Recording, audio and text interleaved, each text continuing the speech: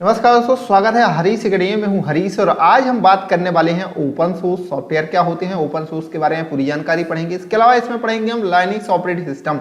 Linux operating system एक open source software है। इसके कौन कौन से फीचर्स हैं, इनका स्ट्रक्चर क्या होता है, इनकी फाइल और इनका प्रोसीजर क्या होता है, ये सारी चीजें हम इस वीडियो में पढ़ने वाले। इसके अलावा लाइनक्स से संबंधित कुछ इंपॉर्टेंट कमांड्स हैं, वो भी हम इस वीडियो में देखने वाले हैं। आइए शुरू करते हैं। सबसे पहले हम देख लेते हैं ओपन सोर्स सॉफ्टवेयर क्या कहलाते हैं। ओपन सोर्स सॉफ्टवेयर क्या कहलाते हैं, जैसा कि इसका नाम से ही स्पष्ट हो जाता है, ओपन का मतलब एकदम खुले में रखे हुए, सोर्स का मतलब होता है इसका कोड, मतलब ऐसे सॉफ्टवेयर जिनके कोड ओपन रहती है, मतलब कोई भी इनको देख सकता है, कोई भी इनको एडिट कर सकता है और उसके आवश्यकता अनुसार मतलब उसमें सुधार कर सकते हैं और उनका खुद का अपना सॉफ्टवेयर भी डेवलप कर सकता है। ओपन सोर्स का मतलब ही होता है पूरा कोड भी आपको मिल जाए तो ऐसा सॉफ्टवेयर कहलाता है आपका ओपन सोर्स सॉफ्टवेयर। ठीक है, तो इसी प्रकार से कुछ ऐसे सॉफ्टवेयर होते हैं जो कि फ्री भी अवेलेबल होते हैं, जिनको यूज करने के लिए हमको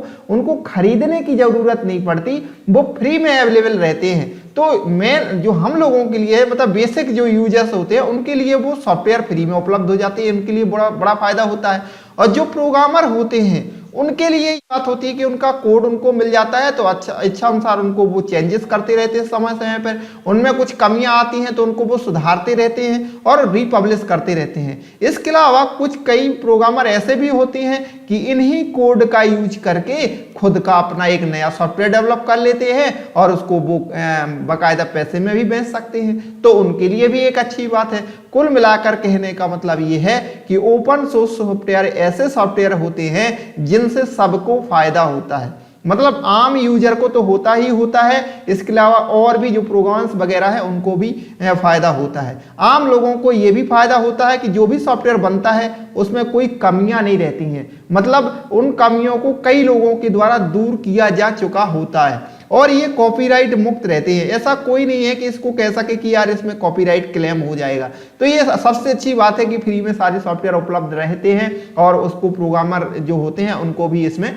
जो है बहुत अच्छा योगदान रहता है। तो इसलिए इसको कहा जाता है म्यूचुअल कोलैबोरेशन, सामूहिक योगदान के परिणाम के स्वरूप ओपन सोर्स का निर्माण होता है। इसलिए ये पूर्णतः रूप से बहुत अच्छे सिक्योर रहते हैं, इनका उपयोग कोई भी कर सकता है और आसानी से डाउनलोड करके यूज कर सकता है। तो इस प्रकार से आई होप आप ओपन सोर्स को समझ गए होंगे। मैंने सीधी भाषा में इसका आपको समझाया है। जैसे कि अगर मैं कहूं कौन कौन से ऐसे सॉफ्टवेयर हैं, तो ऐसे सॉफ्टवेयर सबसे पहले मैं देख लेता हूं। जैसे कि लाइनक्स एक ऑपरेटिंग सिस्टम है जिसके बारे में हम अभी पढ़ेंगे। आपने इसका यूज तो किया ही होगा। VLC जो प्लेयर होता है इसके लिए क्या आपको कोई पैसे देने पड़ते हैं? नहीं देने पड़ते हैं। ये एक ओपन सोर्स सॉफ्टवेयर है जिसको आवश्यकता अनुसार समय समय पर इसमें अमेंडमेंट किए जाते हैं और इसको पब्लिश किया जाता है। इसके अलावा मोजिला फायरफॉक्स होता है, मोजिला थंडरबर्ड ईमेल क्लाइंट का होता है, तो ये सारे लिब्रा ऑफिस होता है, ये जो है आपको लाइनक्स में मिलता होगा।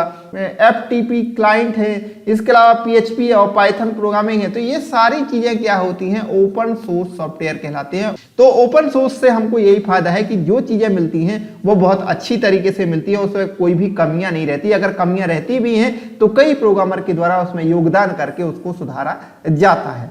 इसके अलावा अगर हम कहें कि इसकी फैसिलिटी क्या क्या है, तो फ्री टू कॉस्ट सबसे इसमें जो महत्वपूर्ण योगदान है कि हमको आम यूजर को ये फ्री में उपलब्ध हो जाते हैं। वो अच्छी क्वालिटी के सॉफ्टवेयर होते हैं और वो भी उनको फ्री में उपलब्ध हो जाते हैं। इजी टू अवेलेबिलिटी मतलब आसानी के साथ उपलब्ध रहते हैं, ये भी सबसे अच्छा है। इसके अलावा क्या है कि इसमें लर्निंग कर सकते हैं, मतलब कई जो विद्यार्थी लोग हैं उनको क्या है जब वो पढ़ते हैं तो उनको ऐसे कोड नहीं मिल पाते हैं जो कि सॉफ्टवेयर के बने बनाए हुए होते हैं।